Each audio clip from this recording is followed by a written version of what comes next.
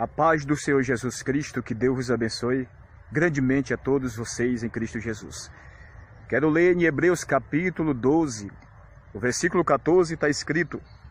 Hebreus capítulo 12, versículo 14 está escrito: segue a paz com todos e a santificação, sem a qual ninguém verá o Senhor. Segue a paz com todos e a santificação, sem a qual ninguém verá o Senhor. Como nós nos santificamos? O que devemos fazer para nos santificar, ou seja, nos separar a cada dia do pecado que tão de perto nos rodeia? Nós, igreja quer dizer, a palavra igreja significa eclésias, que significa tirado para fora.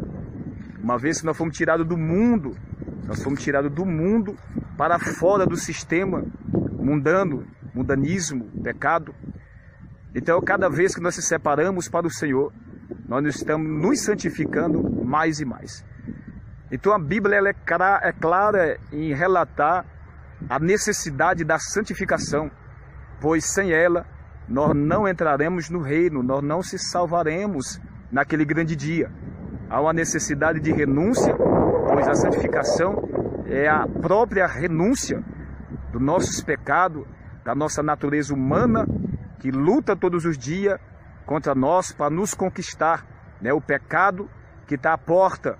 Nós estamos num corpo corruptível, então há uma batalha muito grande entre a carne e o espírito contra a carne.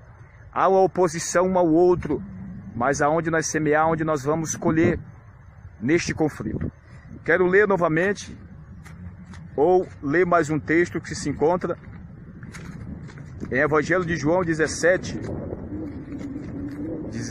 e 17, Evangelho de João, está escrito, resposta para a pergunta, como ou o que devemos fazer para santificar a minha vida mais e mais.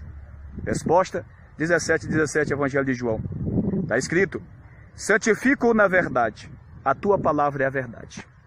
Santifica-os na verdade, a tua palavra é a verdade. O que é que nos santifica?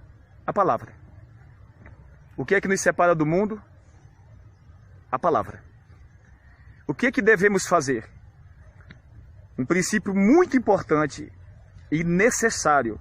Apocalipse capítulo 1, versículo 3, está escrito assim, Apocalipse capítulo 1, o seu versículo 6, versículo 3, 1, 3, Apocalipse, está escrito, bem-aventurado aquele que lê, e os que ouvem as palavras desta profecia e guardam as coisas que nela estão escritas, porque o tempo está próximo. A parte A está escrito, bem-aventurado aquele que lê.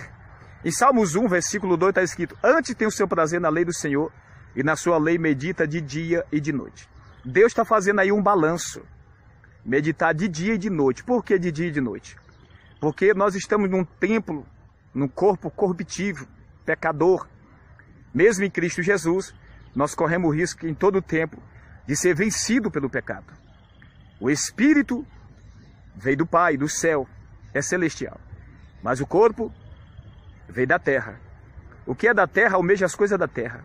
O que é do céu almeja as coisas do céu. O nosso espírito se alimenta da fonte, da onde veio, que foi Deus que soprou nas narinas do homem.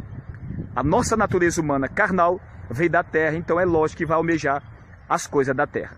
Prostituir-se, beber, a maldade, a mentira, o egoísmo, tudo isso que alimenta a carne. Por isso Paulo escreve em 5,17, a carne luta contra o espírito contra a carne. O Espírito Santo testifica com o nosso espírito, homem interior, a nossa alma.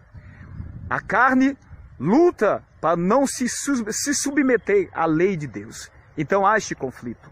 Então o meio de nós se santificar é através da palavra, que é espiritual. A palavra de Deus, ela é espiritual.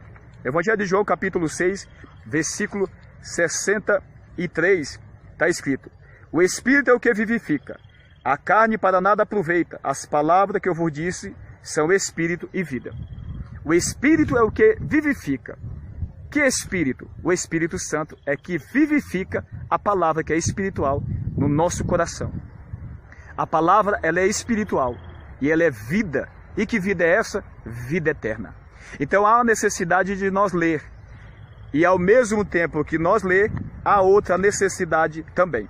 Mateus capítulo 7, a partir do versículo 24, está escrito: todo aquele, pois, que escuta estas minhas palavras e as pratica, assemelhar-o-ei ao homem prudente, que edificou a sua casa sobre a rocha.